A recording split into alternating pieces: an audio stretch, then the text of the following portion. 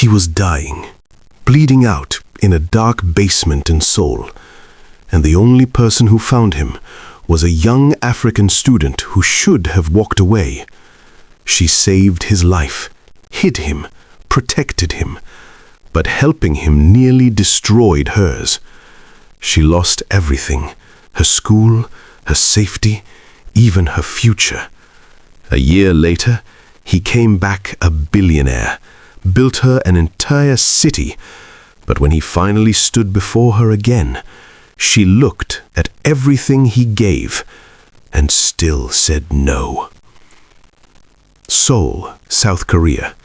Rain poured heavily that night, washing the streets clean, but not the blood. In the shadows of an old apartment building, a man staggered into a basement, weak, hunted, barely breathing.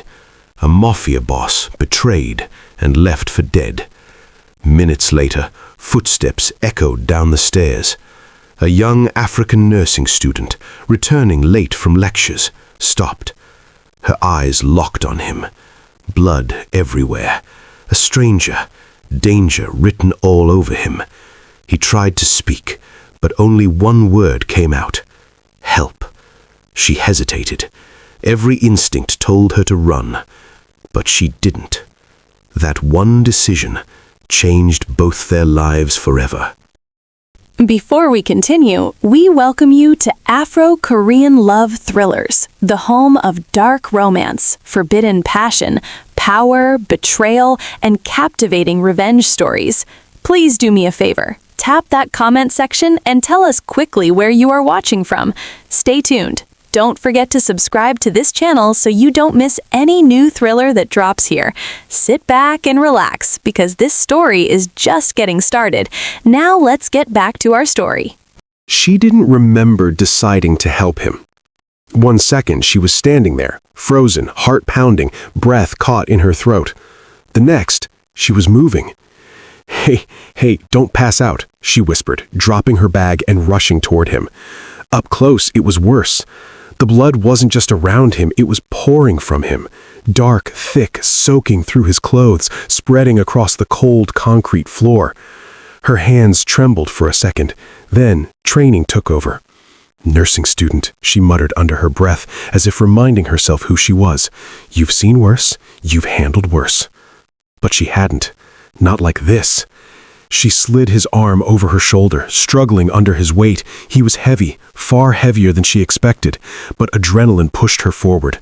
Slowly, painfully, she dragged him deeper into the basement, into a small storage room filled with old boxes and broken furniture. Hidden. Safe, for now. She shut the door halfway, leaving just enough space for air. Then she turned back to him. Stay with me, she said firmly, even though his eyes were already fading. No response. She ripped open his shirt and froze. A bullet wound. Deep, still bleeding. Her stomach tightened. He wasn't just injured, someone wanted him dead. The thought hit her like ice. This wasn't an accident. This wasn't random. This was danger. Real danger. Her eyes darted to the door, to the stairs, to the darkness outside. Anyone could come looking for him. Anyone could find her. She should leave, right now, walk away, pretend she never saw anything. But then, he coughed. A weak, broken sound, and his hand barely moved, gripping her sleeve for just a second. That was it. That was all it took. Okay, she whispered quickly, her voice shaking but determined. I'm here. I'm not going anywhere. She grabbed her scarf, pressing it hard against the wound to slow the bleeding. Stay with me, she repeated. Her fingers worked fast, checking his pulse, his breathing. Weak, but still there. Alive. She needed supplies, now. She sprinted out, heart racing, every sound in the hallway making her flinch. Back to her room, back again. A small medical kit, clean cloth, water, everything she could carry. When she returned, he hadn't moved. For a terrifying second, she thought he was gone. But then, a faint breath. Relief flooded through her. Don't do that, she whispered, almost scolding him. She got to work. cleaning the wound, flushing out the blood. Her hands steadied as she focused, blocking out everything else, the fear, the danger, the questions. All that mattered now was keeping him alive. Minutes turned into an hour. Her clothes were stained, her hands were red, but the bleeding slowed, finally. She leaned back slightly, breathing hard. "You're going to live," she said softly. Then, almost under her breath, "I just hope I didn't make a mistake." The next morning came slowly. She hadn't slept, not really.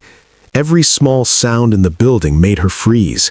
Every footstep upstairs sent her heart racing. But somehow, through the fear, through the exhaustion, she stayed, watching him, waiting, making sure he didn't die. By the time the faint light crept into the basement through the narrow window, her eyes were heavy, her body weak. Then, a sound, a shift. She straightened immediately. His fingers twitched. Then his chest rose sharply, like he had just been pulled back from somewhere far away. His eyes opened. For a moment, they were unfocused, confused, scanning the unfamiliar room. Then they landed on her, and instantly, alert, dangerous. Even lying there, barely able to move, there was something in his eyes that made her heart skip. "You're awake," she said softly, trying to keep her voice steady. He didn't answer right away. His gaze moved around the room, calculating, measuring. Then back to her. "Where am I?" His voice was rough, strained. "You're safe," she replied quickly. "Basement storage room. I found you last night." Silence. His jaw tightened slightly. He tried to move and winced. Pain. That brought reality crashing back into him. His breathing slowed, then deepened, like he was deciding something. Finally, he spoke. "A deal went wrong." Her brows pulled together slightly. "What?" His eyes didn't leave hers. "A business deal," he continued, his voice low, controlled despite the pain. "It went wrong." Something about the way he said it made her uneasy. Too calm, too practiced. She swallowed. "What kind of deal?" A pause. Then, "The kind that gets people killed." Her chest tightened. The room suddenly felt smaller, colder. He shifted slightly, his face hardening. "My own people turned on me." The words hung in the air like a warning, not just to explain, but to make her understand. This wasn't over, not even close. Her fingers curled slightly in her lap. "You mean," she hesitated, her voice dropping, "they're still looking for you?" His gaze darkened. "I'm being hunted." The words landed heavy, final, real. Her breath caught. For a moment, she couldn't speak. Everything inside her screamed the same thing. "You need to leave, right now." But her eyes drifted to the bandages, to the blood still seeping faintly through the cloth, to the man who, just hours ago, had been on the edge of death. Her hands tightened. Fear gripped her chest, but something else held her in place. Responsibility. She exhaled slowly, trying to steady herself. "You shouldn't move yet. The wound is still fresh. If you reopen it, you might not survive the next time." He studied her, carefully, as if trying to understand why she was still here, why she hadn't run. "You should go," he said quietly. "This doesn't concern you." Her lips parted slightly. A bitter, almost disbelieving breath escaped her. "It already does." Silence filled the space between them, heavy, unavoidable. She stood, turning slightly to reach for the supplies again. Her hands were steadier now, but her heart wasn't. She was terrified. Of him, of who he was, of what might come looking for him. And yet, she stayed. "I'll change the dressing," she said softly, because walking away now was no longer an option. The days blurred into each other. Morning came quietly, night fell even quieter. And in between, she moved like a shadow. Careful, silent, watching. Every day she brought him food, hidden in her bag, wrapped tightly so no one would notice. Bread, soup, water, whatever she could afford, whatever she could carry without drawing attention. Every step down into that basement felt heavier than the last. Every creak of the stairs made her pause, listening, waiting, praying no one followed her. She stopped going to lectures. At first, she told herself it was temporary, just a day or two, just until he got stronger. But one day became 3. 3 became a week. Her phone filled with missed calls, messages from classmates, questions from lecturers. She ignored all of them. Because down in that small, hidden room was a life depending on her. And somehow, that mattered more. He recovered slowly. Each day he sat up a little longer, spoke a little more, watched her a little closer. But they didn't talk much. Not about the past, not about names, not about who he really was or who she might be. There was an unspoken agreement between them. Silence was safer. Still, something shifted. In the way he waited for her footsteps, in the way she checked his breathing before anything else, in the quiet moments when neither of them spoke, but neither of them looked away. One evening, as she changed his bandages, he winced slightly. "Hold still," she murmured, focused. "You're not afraid?" he asked suddenly. Her hands paused for just a second, then continued. "I am," she answered honestly. His eyes narrowed slightly, studying her. "Then why are you still here?" That question lingered in the air. She didn't answer immediately. Instead, she tied the final knot on the bandage, her fingers steady despite the storm inside her. Then she leaned back slightly, meeting his gaze. "I don't need to know who you are," she said, quietly. A small pause. Her voice softened, but didn't weaken. "I just need you to live." Something in his expression changed. Not softer, not exactly, but different. Like no one had ever said something like that to him before. For a moment, the tension between them faded, replaced by something unfamiliar. Something neither of them could name. Outside, the world moved on. Classes continued. People laughed. Life stayed normal. But down in that basement, time stood still. And with every passing day, she risked more than just her future. She risked becoming part of a life she didn't understand, and maybe wouldn't be able to escape from. By the 3rd week, everything felt different. He could stand now. Not for long, but long enough. The first time he tried, she was right beside him, ready to catch him if he fell. His hand brushed against the wall, steadying himself, jaw clenched against the pain. "Don't push it," she warned softly. "I've stayed too long already," he replied. There was something final in his tone, something that made her chest tighten, even though she didn't fully understand why. Each day after that, he moved more. Slow steps across the room, testing his strength, testing his limits. And every time, she watched. Not just to make sure he was healing, but because somewhere along the way, she had gotten used to him being there. The silence didn't feel empty anymore. It felt shared. Then one night he spoke less than usual, quieter, distant, as if his mind was somewhere else. "You should go back to your classes," he said at one point, his voice low. She didn't respond, just continued arranging the supplies. "You've done enough," he added. Still, she said nothing, because deep down, she knew something was about to change. That night felt longer than the others. He didn't sleep much, neither did she. And for the first time since it all began, the quiet between them felt heavy, uncertain, like something was ending. The next morning she woke up late, later than usual. Her heart jumped instantly. That had never happened before.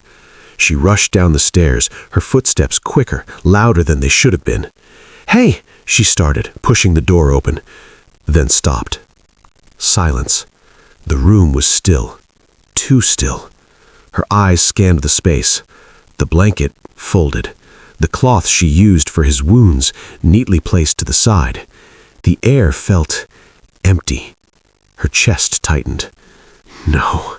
She stepped forward slowly, as if the truth might change if she moved carefully enough. But it didn't. He was gone. Just like that. No struggle, no sign of pain, no trace of urgency. Just gone. She stood there for a long moment, her mind trying to catch up with reality. He had left. After everything. After all those nights, all those risks, all those quiet moments. He didn't say goodbye, didn't leave a message, didn't even wait.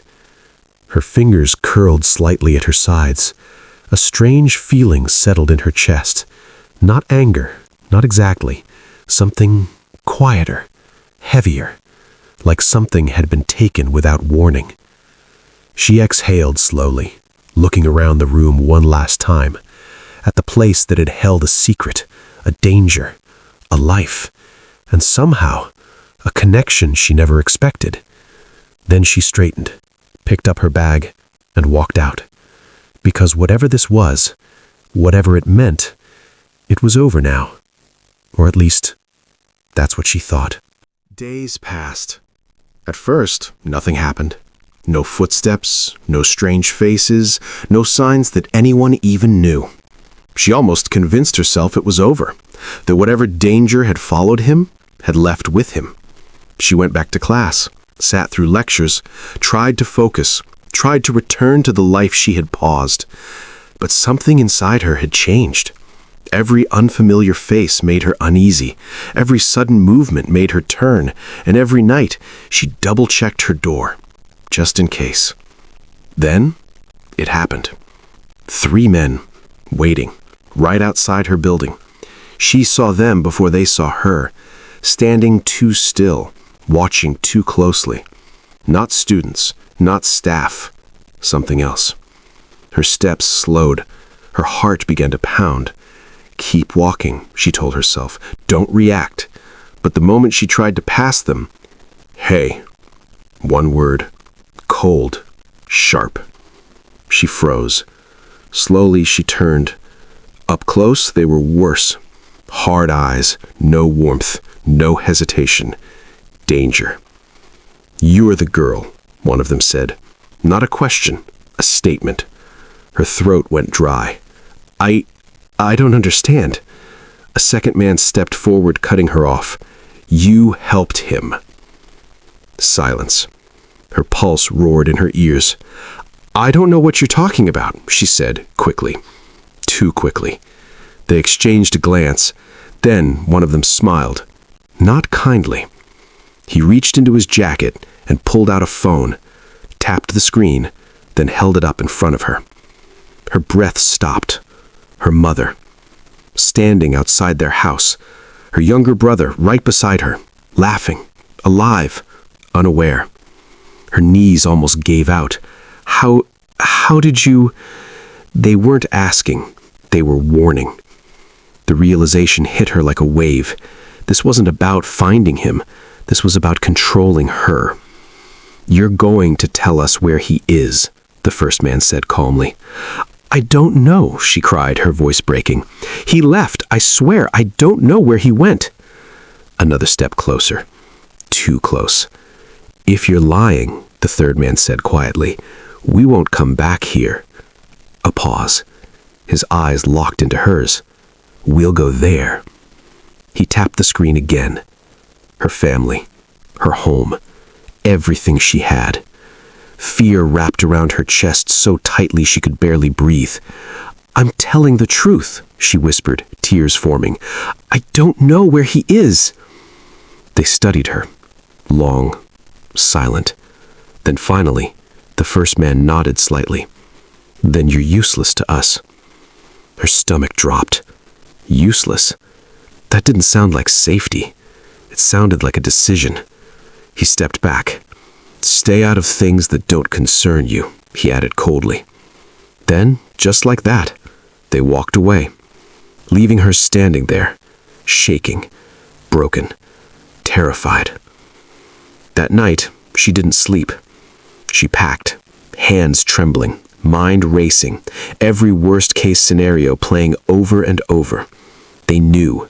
They knew where she lived. They knew her family. And if they came back, she wouldn't be able to stop them. By morning, her decision was made. She didn't go to class, didn't answer calls, didn't tell anyone. She dropped out. Just like that.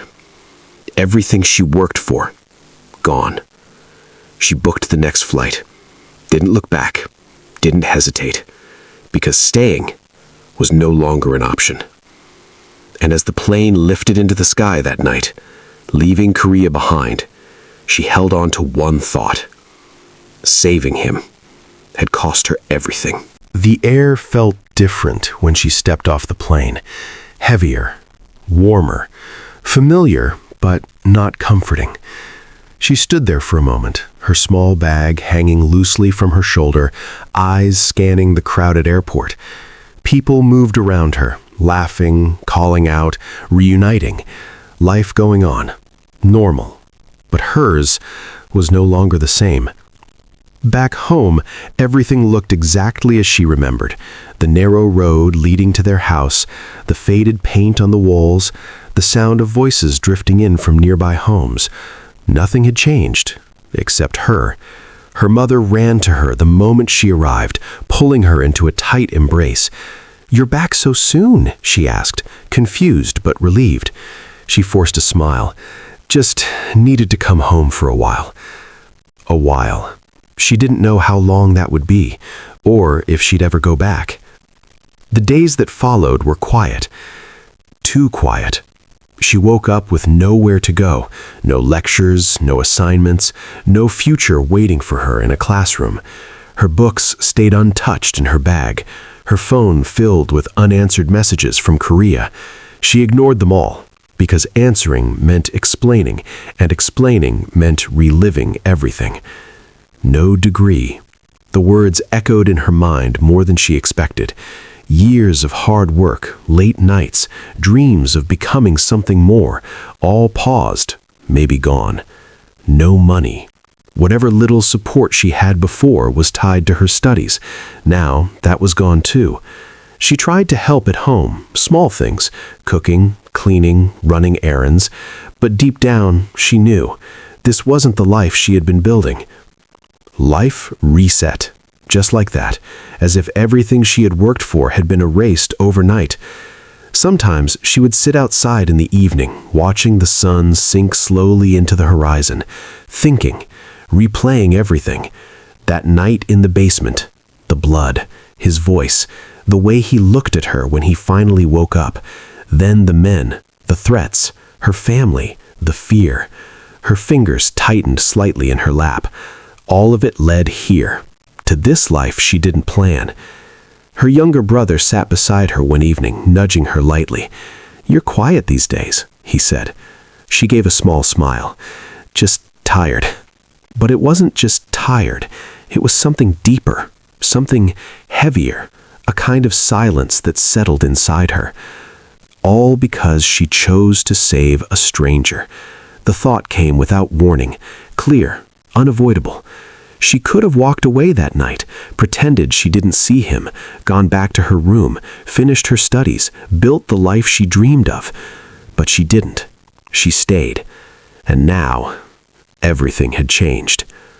Still, as she sat there, staring into the fading light, there was one thing she couldn't deny. Even after everything she lost, even after everything it cost her, a small part of her knew, if she had to choose again, she might still make the same decision.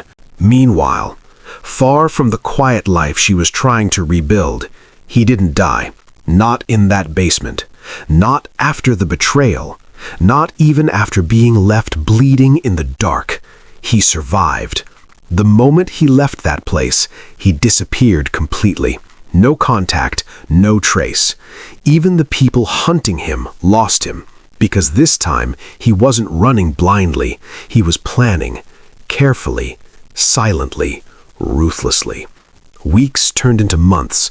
The wounds healed. The strength returned. But something else came with it. Focus. A cold, calculated determination. The kind that didn't forgive, didn't forget. He found out who betrayed him. Not strangers, not enemies from the outside. His own people. The ones who sat at the same table. The ones who shook his hand. The ones who smiled while planning his death. And one by one, he dealt with them. Not loudly, not recklessly, but with precision. Quiet moves, strategic strikes, no room for mistakes. Because this time, he wasn't just fighting to survive, he was rebuilding. The deal that almost cost him his life, he went back to it, stronger, smarter, untouchable. Where others hesitated, he pushed forward. Where others feared risk, he controlled it. And this time, he won. Rebuilds. His empire didn't just return, it expanded, faster than before, bigger than before. Money flowed in, power followed, and soon his name carried weight again, more than ever. Wins the deal. What was once a broken agreement turned into something massive, global, profitable beyond expectation. The kind of deal that didn't just make money, it created influence, control, dominance. Becomes a billionaire. It didn't happen overnight, but when it did, it was undeniable. He had more than power now. He had reach, the kind of reach that crossed borders, bought silence, moved systems. Untouchable. No one came for him anymore. No one dared. Because now he wasn't the man they tried to kill. He was something else entirely. Stronger, colder, far more dangerous. But even with all of that, there was something that never left him. Not the betrayal, not the blood, not even the fight for survival. It was something quieter, something that didn't belong in his world. Her. In the middle of power meetings, in rooms filled with wealth and influence, in moments where everything was finally in his control, his mind would drift back to that basement, to the dim light, to the silence, to her voice. I don't need to know who you are. I just need you to live. He had everything now. Money, power, control. But that one moment, that one person stayed with him, unshaken, unforgotten. Haunted, not by fear, not by regret, but by a question he couldn't answer. Who was she, and why did she risk everything for him? And for the first time in his life, the most powerful man in the room had something he couldn't control, the need to find her. He didn't start searching immediately. At first, he told himself it didn't matter, that it was just a moment, a coincidence, a stranger who crossed his path when he was at his weakest. But the more his life grew, the louder the silence became. So one night, he stopped ignoring it and started remembering. Not everything, just fragments, small pieces that refused to fade. Her accent, soft, different, not Korean, not familiar to the world he lived in, but distinct enough to stay in his mind. He replayed her voice over and over again, every word, every tone, trying to place it, trying to understand where it came from. Her kindness, that was harder to forget, because it didn't make sense, not in his world, not in the life he knew. People didn't help without a reason. They didn't risk everything for strangers, but she did, without asking, without hesitation, without expecting anything in return. That kind of kindness was rare and unforgettable. And then, one name she mentioned. It came back to him slowly, not in full, not clearly, just a passing moment. A casual sentence she said while cleaning his wound. Something about home, about where she came from. A place.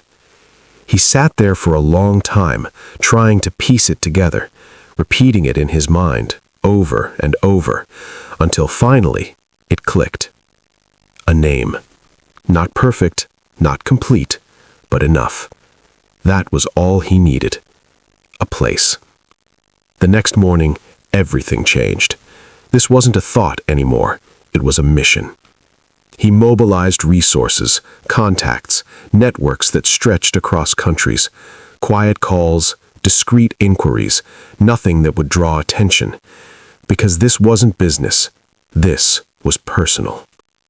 Find this place, he instructed.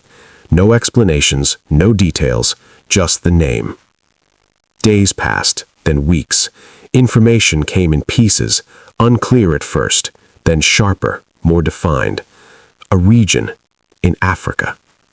He leaned back slightly as the map lit up in front of him, his eyes fixed on it, unmoving. Finds her region. It wasn't exact, not yet, but it was real. A direction, a starting point. For the first time since that night, he felt close, closer than he had been in a long time.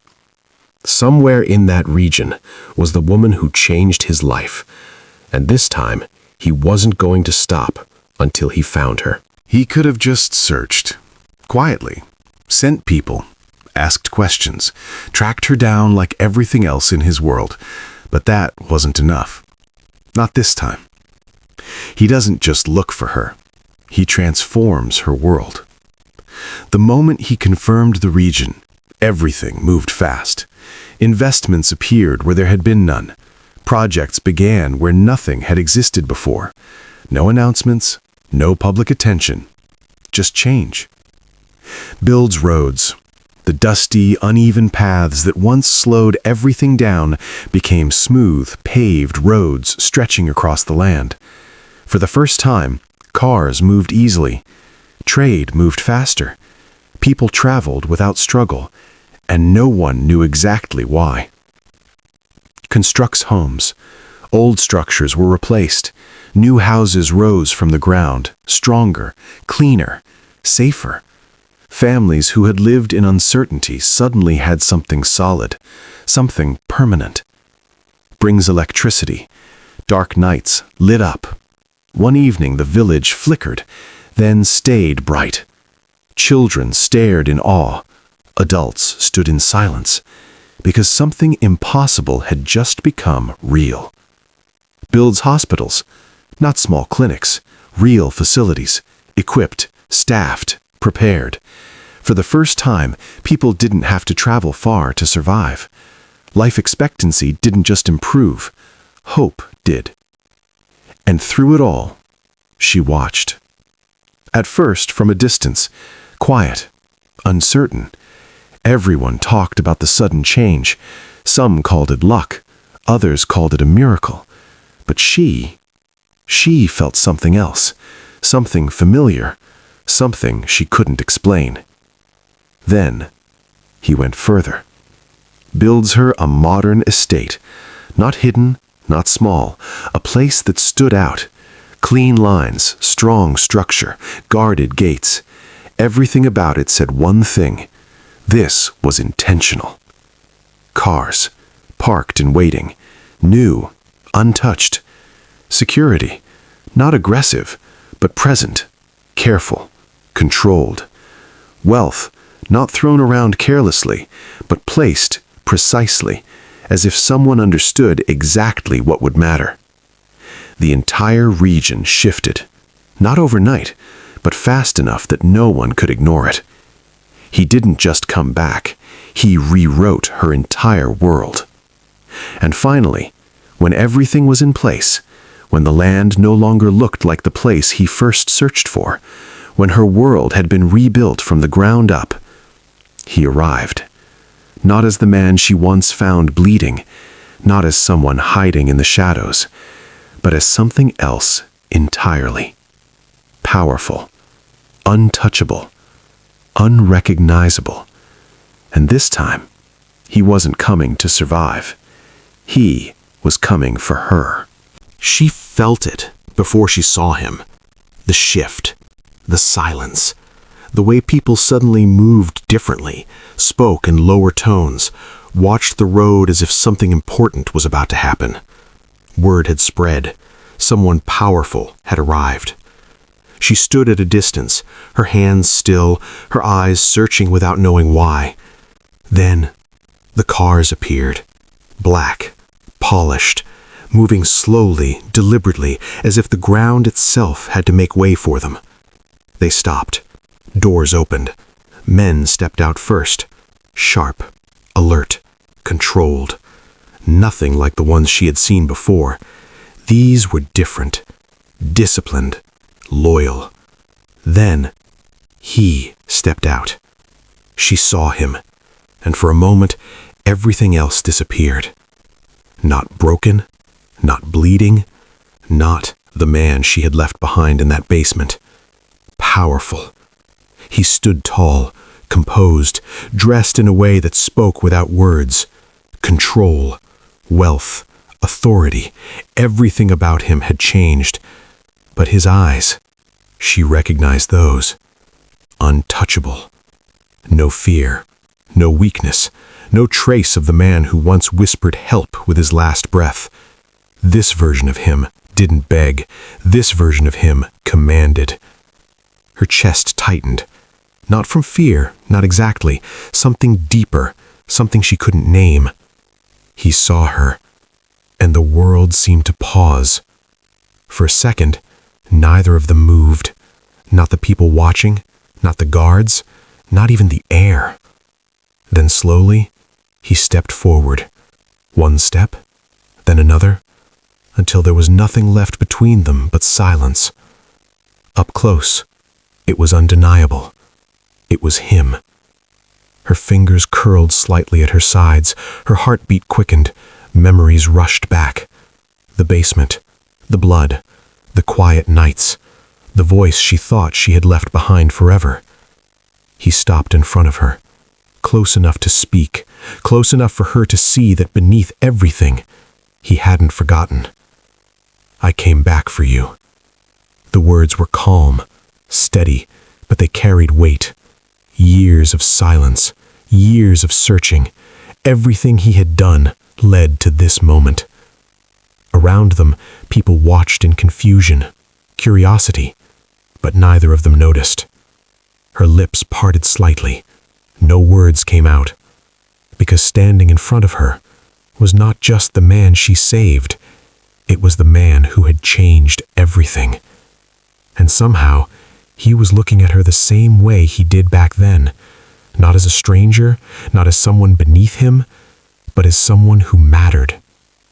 The silence stretched, heavy, unavoidable, and for the first time since he arrived, there was something uncertain in his eyes.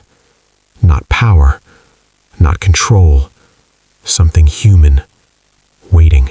For a moment, she said nothing. Her eyes didn't stay on him. They moved, slowly, taking everything in.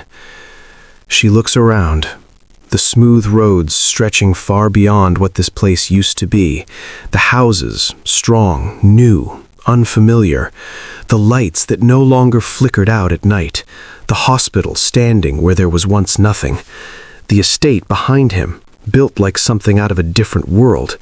At everything he built, at everything he changed, the weight of it pressed against her chest, not as awe, not as gratitude, but as something heavier, something complicated.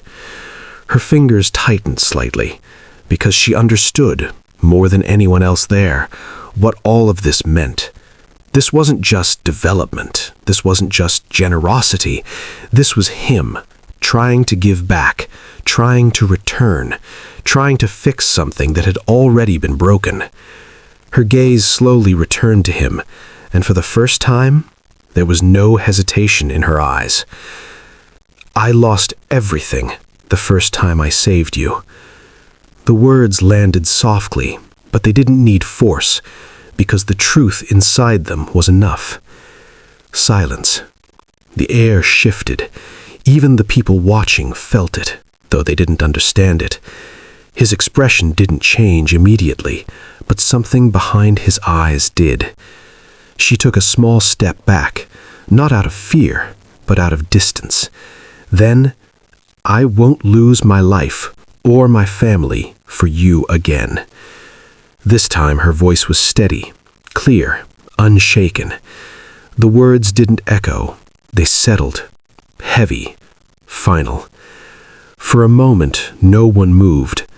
The man who had rebuilt an entire world stood still. Because for the first time, none of it mattered.